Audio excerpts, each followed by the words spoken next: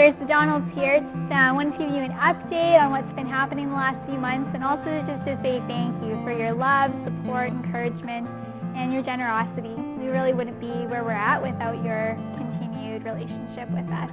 This last year has been full of both joys and challenges, and we are excited for what God's going to do in the year to come. And we also wanted to extend an invitation. And Matthias is so excited to be with you today. Matthias, you going to play some peekaboo with everyone over in Waters? Some peekaboo? You going to do that? You gonna... Sometimes Matthias covers his ears and says his eyes. Peekaboo! Woo! That was great. Good job, son. Natalie had to go and take Matthias for a nap, so I'll give you an update of what's been going on. The last year's been full of some difficulties with transitions and stuff going down that we didn't expect. Like right now, the roof's leaking, and so we need to replace the roof, which we did not anticipate. So if you know a good roofer, let us know and be in touch. As a church, we're focusing on getting out into the city, having people into our homes, making disciples in everyday life.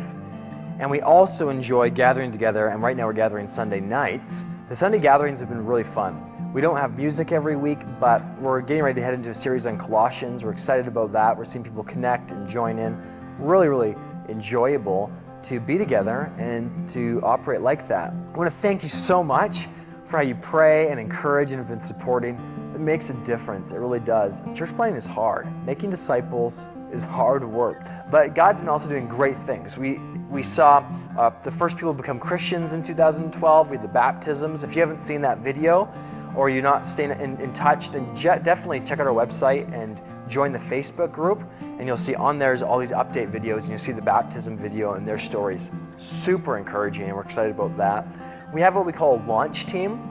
That's a group of people who make a formal commitment to serve and help see this church launched. There's over 30 people on our launch team now. We've got 3 life communities actively engaged, and before Christmas, those life communities were doing Alpha and 2 Story of God groups.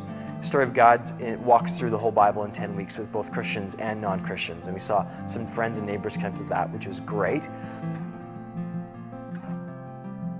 As we move ahead and do all of this, some people ask why. Why have so many people in your home?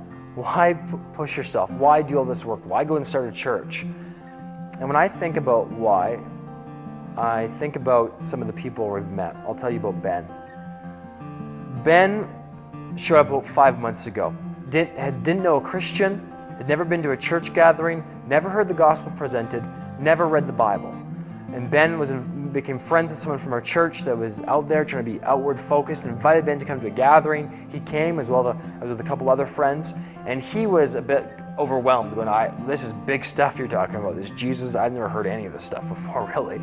But he kept on coming. Sometimes he was upset. He wouldn't like what I'd say and he'd leave. But he stuck around. 3 months ago, Ben became a Christian. He committed his life to Jesus. And Ben's soon going to be baptized. And he's definitely growing. He now lives in one of the community houses with a bunch of guys from CityLights. What would happen if CityLights wasn't here? Because Ben didn't know any other Christians. Ben had never heard the gospel. Jesus was not known to Ben, and he didn't know anyone to even tell him the good news of Jesus. And so we had the privilege and opportunity to do that. Awesome. Think of another friend that's becoming a very close friend of ours. He's on a journey with us. An older guy, grew up in Vancouver, and he said he never had a Christian friend before us. He didn't know that Jesus was an actual real historical person. No one had ever explained what Jesus had done or the good news to him. Didn't really have a concept that Easter was actually about Jesus. It blows my mind. Jesus is not known in the city. That is why. That is why we want to make disciples, because Jesus needs to be known. And as we walk with people, from them not knowing to encountering Jesus and making disciples up, then a church starts in that local church that makes more disciples. There's nothing better than that. Right now, looking ahead, we're gathering every Sunday evening as we want to grow our launch team, and we're anticipating heading into the fall, we'll transition to Sunday mornings. Hopefully we'll have some families connected that can pave the path for other families to join, and we're hoping that we'll have enough musicians to start doing music every week. But there's a whole bunch of practical aspects involved in pulling off a Sunday gathering. And we could really use some help with that, and that would make a huge difference in terms of making disciples and being able to give our best to Jesus here as a church.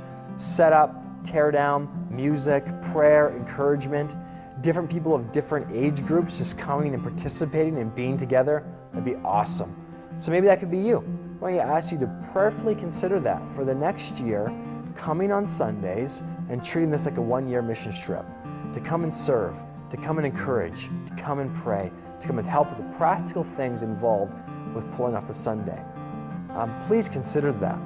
That, I think, would be a privilege and a joy for you. It would also be a blessing to what Jesus is doing here in the city, in this place, in this time. I know it's not convenient, it's not necessarily comfortable, but Jesus calls us, the fullness of life that Jesus calls us to, involves picking up the cross. He doesn't call us to comfort, he calls us to the cross. And he offers us a significant life, but not a safe one. And so, would you join us?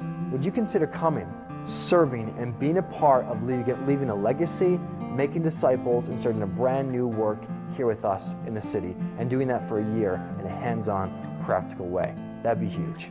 So once again, thanks, Living Waters.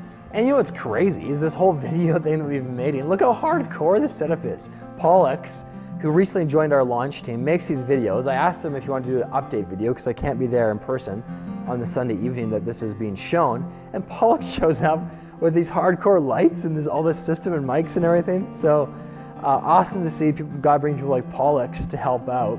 And even when we just give a simple update video, we got the whole setup. Makes me feel like a bit of a movie star here. So anyways, this is Brett and the Donalds signing off.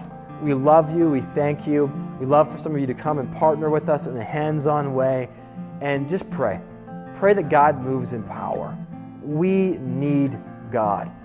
And there's a lot of people that we're in a relationship right now that we're praying for that don't know Jesus. And for many of them, we're the only Christians in their life. So pray for us. Thanks so much. Love you. God bless.